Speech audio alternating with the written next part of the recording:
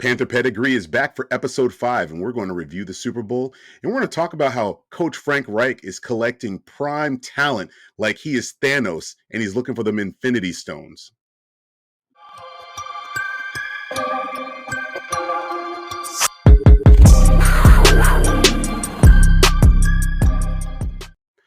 Welcome back to Panther Pedigree.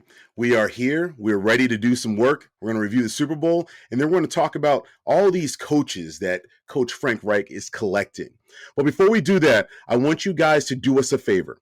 Please subscribe to this channel, Panther Pedigree, and then go to Twitter and look for @Panther Pedigree and follow us there because we are on top of all the news. We're following all the major beat writers in Charlotte. We're following the major national beat writers that talk about Panthers, and we're retweeting those stories so that you can be the first to find out. Also, when you follow us on YouTube, make sure you hit the notify because we also have been doing shorts anytime there's breaking news. That's how we've been getting the breaking news to you. So there's two things we need you to do because we want to be your trusted source for Carolina Panthers content. All right, now that we got that out the way, here we go. How you doing, man? I'm doing good. How about yourself? Listen, off season is officially here.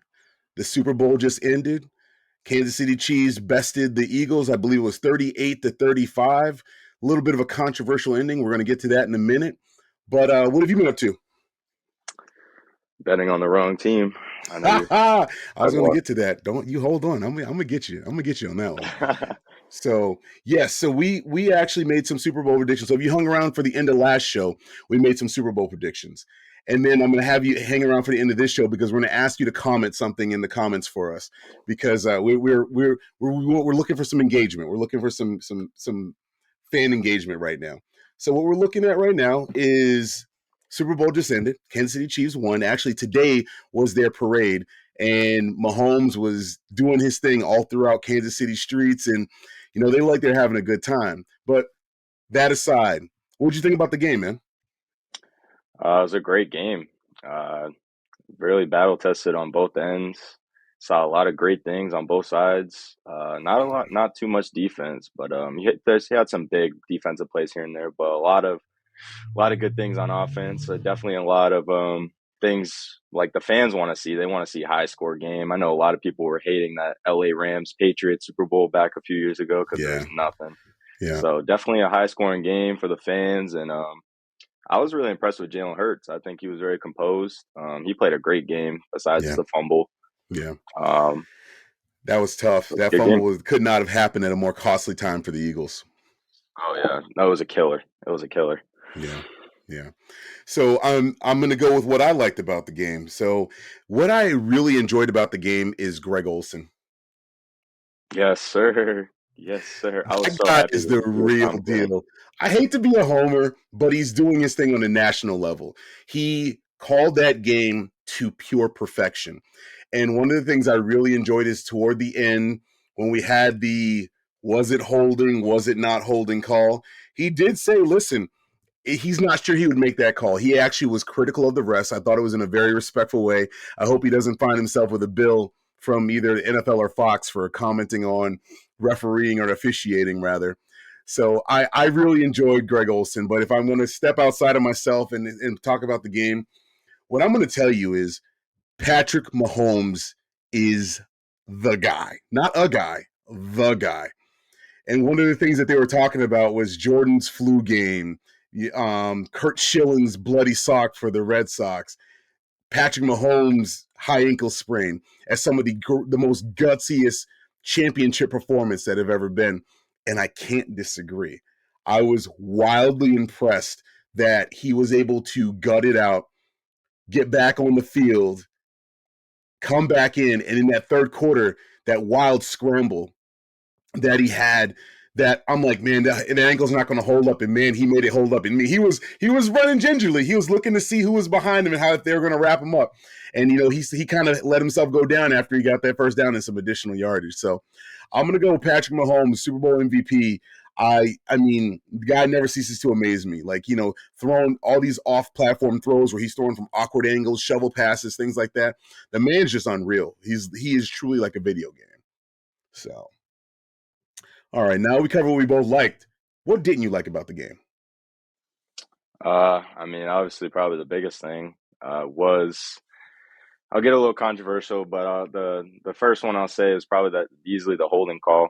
Yeah, And I saw yeah, something that Emmanuel Acho said on ESPN was it's like in that point of the game, if that's one of those calls you kind of gotta just let it go. And I say that because he made a great comparison to like getting a speeding ticket, like going 50 on a 45. It's like everyone goes 50 on a 45. So it's yeah. like at that point of the game, game's on the line, it's the Super Bowl, and it's like a little hook. I mean, it didn't really alter if he was going to make the catch on the throw. I thought the ball was overthrown, Yeah, so I don't I think Smith wasn't. Schuster is going to get there. No, I wasn't a big fan of that call. Yeah. What I didn't like, man, there's not much to not like about that game, but man, Jalen Hurts, he for all the good he did, man, you just wanted him to, even me rooting against the Eagles, you wanted him to have that game where he didn't have any turnovers, and that turnover couldn't have happened at a more less opportune, like a less opportune time. I mean, he was on the verge. I mean, and I think we talked about it last week where people were talking the offseason. If he didn't have a season, they would be calling for a new quarterback in Philly. And it's like, you wanted to see the best versus the best, right? Jalen Hurts' best performance, which I mean, the man put in, he tied a Super Bowl record with 3 rushing touchdowns. I think he tied Terrell Davis. I mean, just amazing. But you got to feel so bad for him. I hated it for him to fumble the ball and for it to go back for a score. But I mean, it helped me with the my Super Bowl prediction because if I'm not mistaken, sir, you picked the Eagles to win it, and I picked the Kansas City Chiefs. So I'll let you debrief for a second. I'm doing all right. I'm doing all right. I can't say the same for my boy Isaiah back at home, man. He came to the Super Bowl party in Yeah, all Jalen Hurts Super Bowl patch T-shirt and a Philly shirt, like a Philly hat. I mean, I felt for more for him than myself. So yeah. When you go all out and you wear you wear the part, you rock the role, and it didn't happen. That jersey probably came off, and he was just done. He's probably done. sorry, as I had to put you on blast a little bit. It's all right. We got no but love for Isaiah. All right. So, what did the Panthers learn from this game, if anything? That's a great question. I would say coaching matters, and it's not just about a off the field personal relationship.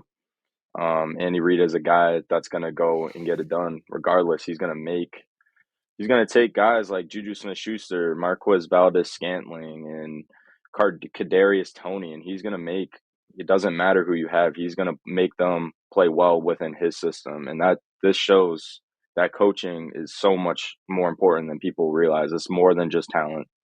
Agreed. Agreed. Here's what if I'm just doing a takeaway from this game, I'm going to say the Panthers need to look and say that they need to home grow their own quarterback. Jalen Hurts and Patrick Mahomes are both homegrown players. They were picked out of the draft, and their teams got behind them. For better or for worse, they rolled with them and rolled with them all the way to the Super Bowl. So we will get to that in a later show. But I don't want to hear any of this retread quarterback nonsense. Go out and get us a quarterback from the draft. That's what I want the Panthers to learn about this. All right. And because this was such a controversial topic in our house, what do you think about the halftime show?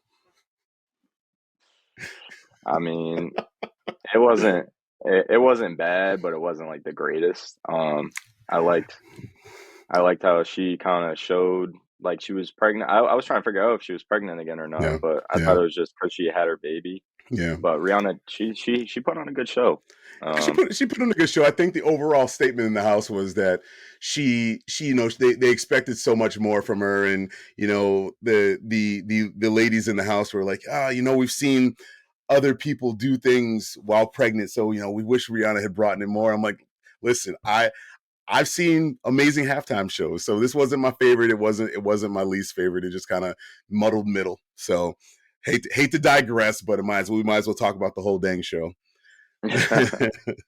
So Frank Reich, as we said at the top of the show, is collecting coaching talent like he is Thanos and he is going to the ends of the universe to find the Infinity Stones. Do you agree or disagree? I can definitely agree with that. I mean, he's catching all kinds of former head coaches, lots of experience is what you're seeing as the trending theme. Man, He's making it's some big moves. it's something that as a Panthers fan, and as long as I've been a Panthers fan, I'm gonna say it again. October 26, 1993. Actually, we're in the 30th anniversary year of the franchise becoming a franchise or being announced by the NFL as the next franchise. I've never seen us aggressively go after a coaching staff the way we have here. And the unique thing that we're going to find out through this episode is the immense amount of experience that he's going after, and that to me is it. Like that to me is like what you have to do, because I think that was when we talked about it last week. I think that was one of the Matt Rule's biggest downfalls, is that he had zero experience, especially that first year. There was nobody of any significant role that had experience in the NFL, and I think that showed on the field. It showed in practices. It showed in the overall team demeanor. It showed in our inability to finish games. It was just so many things. So in my opinion, the biggest news of the week, and again, if you are on our notification, you would have saw this on our shorts, because we are going to be breaking news on YouTube Shorts. So we hired Jim Caldwell, a guy that was in to be interviewed as our head coach. How big of a move is that, D? Oh, it's huge. It's huge. And to not be taking a head coaching role, but to be a senior assistant, just to be a part of the staff. It's just more, like I said, more experience. That's more knowledge. Frank Wright and Jim Caldwell can build off of each other and feed off of each other's ideas, in-game situations, game plan, etc. And that's a huge name to have. I wouldn't say like huge name, like I don't know, like your Andy Reid's, but like he's a former head coach and he's shown success. So I mean, having another guy like that in the same building, having two head coaches in the same building, that's huge. That's Carolina should be excited about that. It's big time, and I think he's occupying a role that's going to mean a lot. He's going to be kind of like a trusted advisor for Frank Reich. Jim Caldwell was a quarterbacks coach at one time for Tampa Bay, and then obviously he was with Indianapolis, and he was with Peyton Manning through some of his more productive years. He was with Baltimore, Detroit. I mean, he still has the best coaching win percentage as a Detroit Lions head coach, and they still walked away from him. And he's with Miami Dolphins as an assistant and quarterbacks coach, and we get to bring him on in a senior advisor role. I don't think that you can make a more important hire, because Frank Reich is admitting that he wants that kind of vibe, that kind of experience around him. And I mean, man, like it's an exciting time to be a Carolina Panther right now. I can tell you, this hire to me represents that Frank Reich knew that this man came in as a contender, and saw that not only like not you're a contender for the position that I got. I want your experience and your voice to go to these players. I want to bring that kind, and this is a culture change. To me, this is like we're reformatting the culture in Carolina. I think that's what that hire represents to me. So the next one, I think, in order of importance and effectiveness. Now we will be talking about some of the older hires later on, but I think Josh McCown, that's a really interesting hire. What do you think about us bringing him on as our quarterback coach? I'm not mad at it. He's a successful quarterback in the league. Obviously, he's been in and out of the league. He's been bouncing around to many teams, Yeah, but he's a great safety jacket as a quarterback in the league when he was a quarterback. yeah, So to be coming in as a quarterbacks coach, a former quarterback himself, I think it's a good move. Someone who can connect to the quarterbacks and really teach them in on the mechanics and everything it takes to be a quarterback. yeah. Just everything to down to the T. Coming from another quarterback himself, I think it's a lot easier to teach, maybe arguably. So I like the move. Me too. Now, all of a sudden, you have a head coach that's a former quarterback in the league, a backup, mind you, successful backup, a long-term backup, and you have a quarterbacks coach who was a successful backup. Now, the one thing I do want to point out, Josh McCown for the last two coaching cycles was in play for the Houston Texans as a potential head coach option. And through many reports that I've seen, is that the reason why the Texans didn't end up hiring him is because they were really kind of shook by the court case over the Rooney Rule, the one that Flores brought because of unfair hiring practices for minorities. So they ended up going with David Culley one year, and then they went with Lovie Smith the following year. And although Josh McCown was in the play, so he's highly respected, as a potential head coaching candidate. So all of a sudden, you've got a lot of this juice coming in, a lot of this really alpha juice coming in, and they're coming in at very smart positions. So, I mean, Josh McCown is a journeyman. I mean, he played for Arizona, Detroit, Oakland, Miami. He was a Carolina Panther.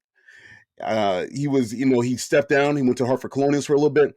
He went to San Francisco, Chicago, Tampa, Cleveland, the Jets with Sam Darnold, by the way. So that may kind of give us a little bit of a hint of what we may be doing as a bridge option if we go with a young quarterback. And he was with the Eagles and the Houston Texans. So, I mean, this guy has been around. I mean, he's seen so many systems. And to me, he's going to be another presence in that quarterback room, to me, which would be smart to bring in a young quarterback. Because all of a sudden you have Frank Reich, head coach, former quarterback. You have Josh McCown, former quarterback, closer to, having played than Frank Reich. But you got a lot of this really like just juice in that quarterback room or to be able to affect the quarterbacks. So we already knew about Ejiro Evero. We were both very impressed with this hire. Again, this was the rock star, to me, the rock star hire of the coaching cycle, because Ejiro Evero was very highly sought after. He's in that Vic Fangio coaching tree. So he is a legit coordinator, and he only had 1 year of play calling. But again, we talked about the DVOA. He ranked 10th in the league last year, so he had some legit things to bring. He also brought in his own linebacker coach, Peter Hansen. We kind of covered that last week. A great hire in my opinion. He was he's a defensive assistant with San Francisco from 2011 to 2013. This is Peter Hansen.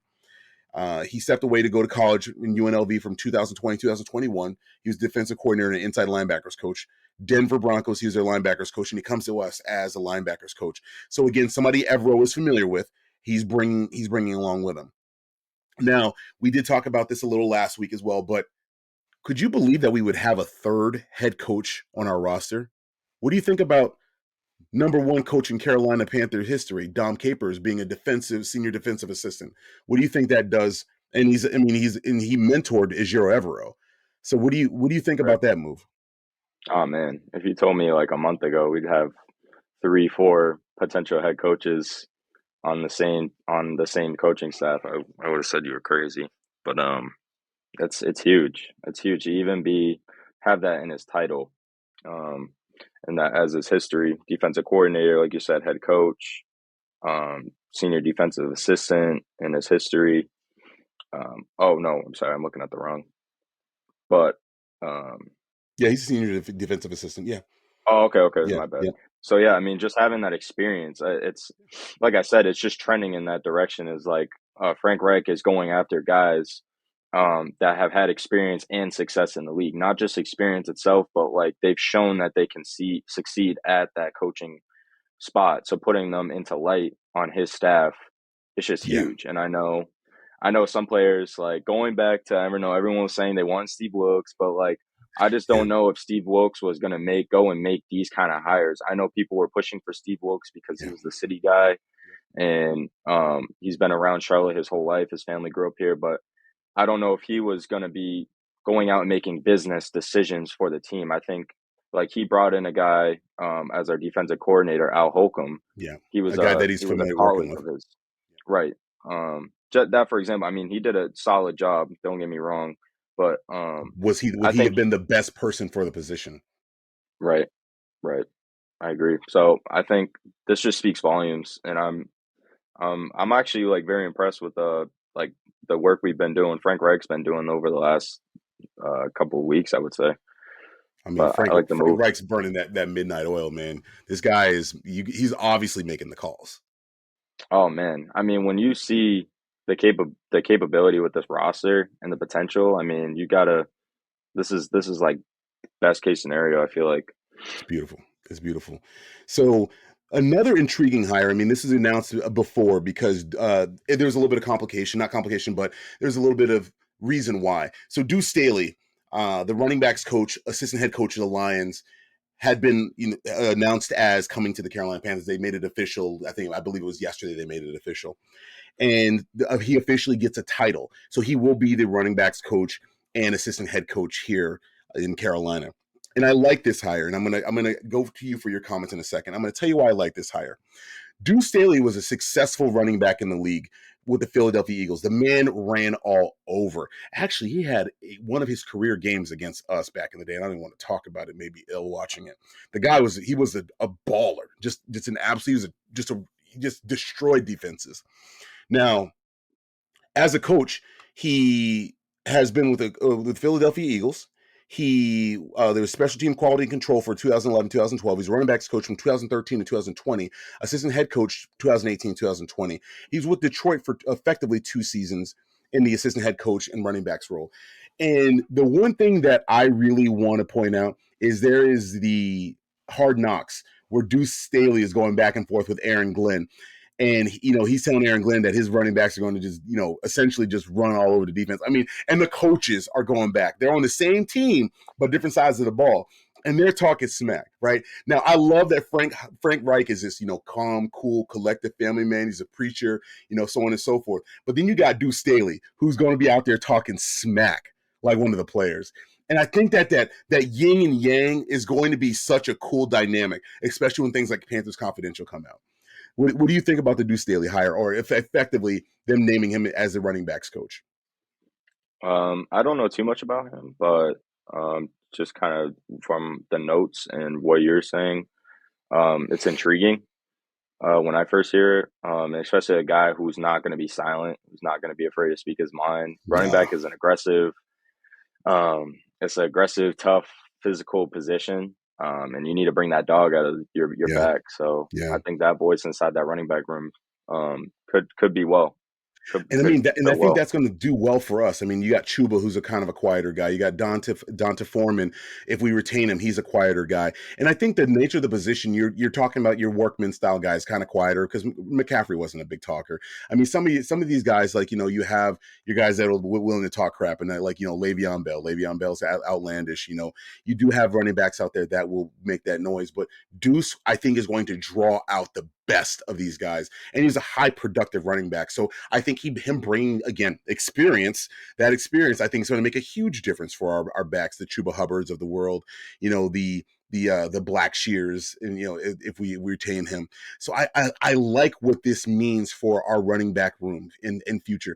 And oh, by the way, he's an assistant head coach, so in the next couple years, he's going to be in the coaching cycle if we do well. So I mean, you're talking, there's a lot of guys. I mean, it's like almost like, we're developing an instant coaching tree. Like Frank Reich is just like, boom. And all of a sudden he's going to have all these guys that are able to be head coaches here. Now, a lesser known guy, but I think an equally important hire, Parks Frazier, somebody Frank's used to working with, because he worked with Frank and he served as interim offensive coordinator for Frank at a point. And Parks Frazier, we will actually, as Panther fans, would know his wife, Caroline Cam, functioned as the team sideline reporter, Panthers.com reporter for a couple of years with us. She's really funny and quite the personality. So I'm wondering if we'll make some time for her to come back, which I think would be great. So Parks Frazier, he has worked as the internet. He worked with Indianapolis from 2018 2019 as assistant head coach, offensive quality control. And again, same role in 2021-22, and the interim offensive coordinator 2022 after Frank was relieved of his duties. So, I mean, man, this is getting crazy, right? Like, yeah, are there some guys that Frank's familiar with working with? Yeah, but I think the bulk of this coaching staff he's bringing on to make moves, right? He's making, like I think you said it earlier, he's making these business decisions where he's like, I'm bringing in the guys that are going to make moves for us. Now, again, not as known of a hire, Jonathan Cooley, cornerbacks coach. in LA. And actually, Jordan Rodriguez, former beat reporter for the Charlotte Observer, reported this, that we are bringing in Jordan Cooley as a cornerbacks coach. Now, this is unique because generally you bring in a secondary coach. So this sounds like Frank Reich's going to have the intention of having a cornerbacks coach and a safety coach. What do you think the benefit or drawback of having that, instead of secondary, having the two positions coached separately? Do you think that's a good move or a bad move? I think it can be good and bad. I Mhm. think maybe it's a good question again. That's not a good question, but in my experience, I Mhm. know that having one coach just for the whole secondary is good. Just from a standpoint of like everyone gets the message and everyone can connect to this one guy and feed off of each other, and the communication is there. Mhm. I think it could get a little bit complicated when there's maybe like read calls and whatnot, like audibles and whatnot within the secondary, and they got to signal to each other. A lot of that's going to have to go through cornerback and safety coach to like Sure. make sure they're both. So maybe it could get a little complicated there. That's kind of what I fear. It's like that communication part on the field, but I mean, I guess we'll have to see. Yeah, I'm open to it, and the reason why I'm open to it is because they both positions, again, considered secondary, but they have wildly different responsibilities. And I think when you start talking about the 3-4 scheme, I think you're really talking some real specific jobs. Obviously, your corners are going to always be your corners, and then you're going to really do some different work with the safety, free safety, depending on how you line up. I think the important part is as long as we establish an effective communication system. I think from a technique perspective, you have a guy that's dedicated to working with safety on safety work, coming down, filling the box, and so on and so forth. That's awesome. If you have a guy working cornerback work, how to flip their hips, turn, run with the receiver, looking for points of, when do I play the ball, when do I, as long as they're, I like it from a technique perspective. I think I agree with you when it comes to game planning, but if they have an effective communication system where the secondary coach, no, sorry, the cornerbacks coach and the safeties coach are on the same page with that, and there's no jockeying back and forth, I think that actually it could end up being a benefit. Again, yet to be seen. All this is, circumstantial, right? We don't know how it's going to work out, but we know how we wish it would work out. All right. So I think that pretty much covers who we've hired. Now, we still have one major position with a big old blank in it. OC. Now, there's been two guys that have had their name linked to this job, and now that we're past the Super Bowl and Shane Steichen has been announced as the Indianapolis head coach, and is it Gannon has been announced as the Arizona head coach. Arizona. Um, there's those guys are gone. Those are the big names in OC. I don't think Eric Bieniemy is interested in making a lateral move to Carolina. He's a stronger personality. I don't see any link between him and Frank Reich, so I don't know that there'd be a reason for him to leave Andy Reid to go to Frank Reich, but I mean, anything can happen. But the two names that have been, batted about, and this guy's name kills me, man. Jim Bob Cooter. He is the he is the passing game coordinator in Jacksonville, and he's held quite a few jobs. He's an experienced play caller. He was the offensive coordinator for Detroit in 2016 to 2018. He was running backs coach in New York and New York Jets from 2019 2020. He was a consultant for the Eagles in 21. Uh, and a lot of his experience is on the offensive side of the ball. Offensive assistant in 2009 with Indianapolis. He was offensive quality control with the Chiefs in 2012. So obviously, just very heavy on the offensive side. And the other person, because I'm going to explain both of them and tell you exactly why I'm doing it this way. Thomas Brown. He is currently the assistant head coach and tight end / running back coach in Los Angeles. Now, this guy is out of the Sean McVay tree. And the reason why I'm explaining it this way, because his experience is he doesn't have a huge resume. He starts with the Los Angeles Rams in 2020. 21, he's a same with the Los Angeles Rams. 2022, tight ends coach, assistant head coach with Rams, and then assistant head coach with the Rams so far. And the reason why to me, this is two different perspectives. Now, Jim Bob Cooter has history with Frank Reich. So if Frank was planning on not being the play caller, I think I see him hiring Jim Bob Cooter. If Frank was planning to be the play caller, but groom the next guy, he'd hire Thomas Brown.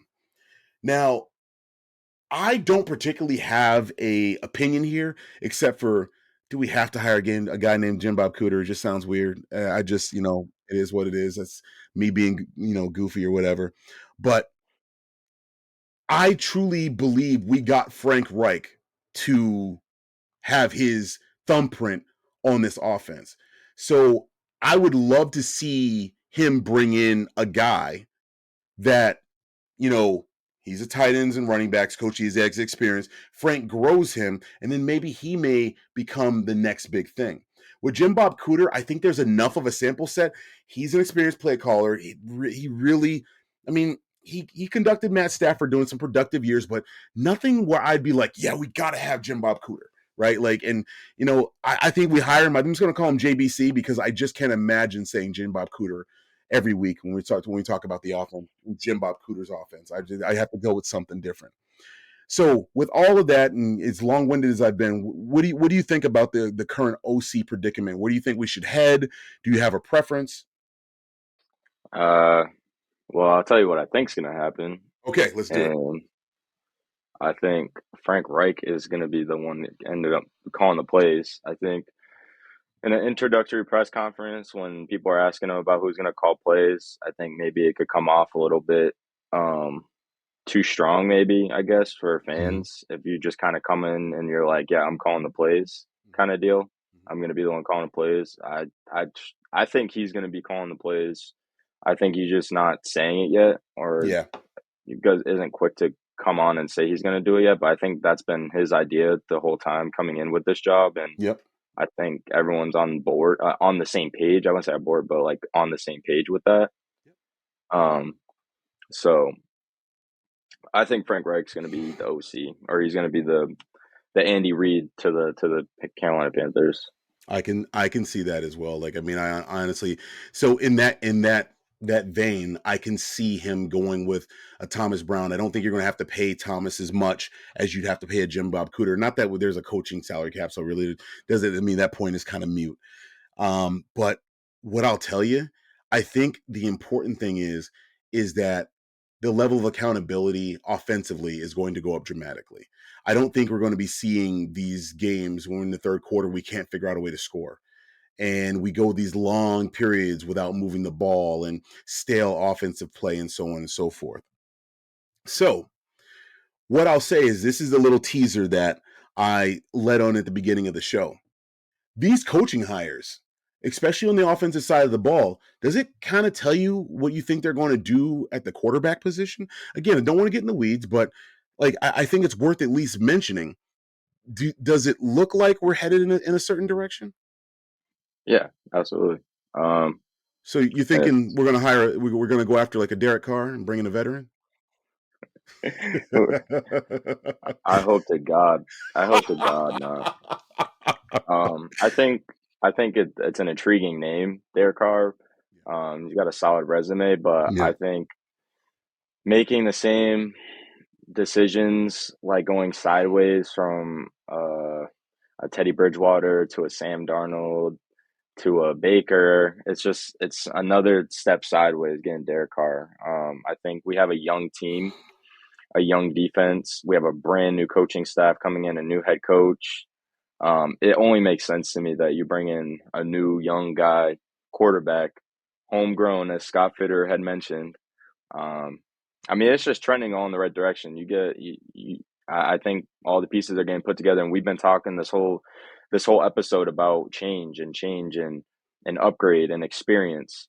And the only experience that won't be there is at the quarterback, but it's a young team, and I think they know that, and I think that's gonna go into the decision of what they're gonna do at quarterback. And I believe that it's gonna be us ending up us drafting at 9 or trading up for quarterback 1. I really feel like I thought I was going to bait you into an argument, but man, we're going to agree on this one. So I'm going to tell Do it. you that every single one of these moves looks like the writings on the wall. Like I don't even know that it's worth Derek Carr's time to take a trip to Carolina. His cap number is going to be huge. He is going to draw a lot of money. when you could just go get a veteran presence, whether you bring back Sam, I know, don't kill me, Panther fans, or Sam Darnold, or we go get Jacoby Brissett to help bridge what I believe we'll be doing is moving up in the draft to go get, and I'll be very specific. I believe we'll be moving up in the draft, probably pick 3, maybe even pick 1 to go draft CJ Stroud. I feel like it screams like everything about the experience, the 2 quarterbacks at the top right there, where you got Frank Reich and then you got Josh McCown, his direct coach. It just screams that, man, why would we bring a veteran in here to be the face of the franchise? A guy that's already got his, chops and whatnot. Are you really going to think Josh McCown, who can honestly be considered a peer to Derek Carr, to be coaching him? Like, I don't think that's a match right there. I think the match is go get a young kid and groom him to be the guy. I mean, it just screams that's what we're going to do. Now, I'm going to say that I'm going out on a limb and watch us come April do something entirely different, and I'm going to have to eat crow on this show, on our live show. So, man, we did it. We got to the end of the episode. We Uh, did it. We did it. Episode 5, man. All I can tell you is I want to thank all of the subscribers out there. We just hit over 50 subscribers. I think the number when we went into this episode is 55. We're looking to grow that number to 100. Hopefully we can hit 100 by the end of February, and then look to set new goals for the draft. Now, we don't do this to monetize. We love talking about the Panthers. We want to bring an educated view to the fans. So we don't care about the money, like, at all. Like, that's not what our conversations are off air. Our conversations are, what can we do? How can we bring fire to the next episode? We've actually hit, between our episodes and our shorts, we've hit over 1,000 views with 3 shorts and 5 episodes. Well, no, this is episode 5, 4 episodes. We're so excited. Honestly, we're excited about the feedback. We're excited about doing this because this is something that we're both passionate about. And we're just in generally excited because, it's a great time to do this stuff. It's off season, not a lot going on. Let us do the work of picking through the articles and, finding the news and the newsworthy pieces. Let us listen to the podcast and, grab little tidbits and this and that out of there, because, we make it easy on you. And it looks like we're going to be able to get out of here in under 40 minutes today, which has been our goal. But, Outstanding. oh man, I'm beyond pumped. So what I'll tell you is, at the end of the day, please, please, please, please like and subscribe. We're working hard. We're working so hard to be your trusted source of Carolina Panthers information. I mean, just comment, right? So here's the comment I'm going to ask you to make. So what do you think we're going to do at quarterback? Comment, like, subscribe, comment. What do you think all these hires mean? What do you think? Are we going to grab a guy in free agency to be the face, or we're going to grab a guy in the draft to be the face? That's what we're looking for. Tell us what you think. Now, also, make sure you hit the alert button, the bell notification, because the second we put out a short on breaking news, or we put out an episode, you'll be the first to know. So you'll be able to tune in, be part of the premiere, comment. We usually are on the premiere, so we'll comment right back. And all of this helps the algorithm. We want to be able to be your trusted source. So when people search Carolina Panthers, we want Panther Pedigree to be your first listen, right? There's a lot of great Panther information out there. There's a lot of great Panther podcasts out there, but we want to be the one that you choose first. So remember, we're on Twitter at Panther Pedigree. Please go follow us. Let us do the work. We're going to find the stories that are important. You can go right to Twitter, look up Panther Pedigree, and you'll see that we're retweeting, commenting, and tagging just to keep that information fresh so you know what's going on. And then we're also on Facebook. So all you got to do is go to Facebook, type in, search Panther Pedigree podcast, follow us. We do everything there as well. So we're thankful for you as the fans of the Carolina Panthers, just like we are. We're thankful, and we appreciate all the comments that we've had, or all the views that we had, and we look forward to a whole bunch more views. Again, we're really aiming for our big show to be our live draft show, where we broadcast all night, and hopefully we can get as many people in that draft room as possible with us, because we're going to go do it big. All right. So, Dakari, I've eaten up the last few minutes of the episode. You got any closing words? Yeah, no, just make sure you subscribe. We're coming out with a lot of content. Like you said, like off air, we're talking about a whole bunch of ideas and what we can give you guys for content. listenable stuff, so it's easy to catch up on, very friendly. I mean, it's not anything too crazy for you football fans. And I mean, if you like this, or you know another Panthers fan that might enjoy this channel, make sure you share it with other people, and yeah, just Share it. spread the word a Oops, I little hit my bit. mic. Share it. I mean, if you think this person knows or likes football or Panther football, make sure you just share the channel. And yeah, that's about it. Listen, we, as usual, we want to thank you, the fans, so much for all you do for us. And we're going to get out of here with a little bit of our theme music, our Panther Pedigree, with a little bit of customization. Like it. We remix it with the growl. I got to thank my daughter Little Jalen for remixing this for us. little tweak. Yes, sir. Hey, be good, be safe, and most of all, keep pounding. Yes, sir. Keep pounding.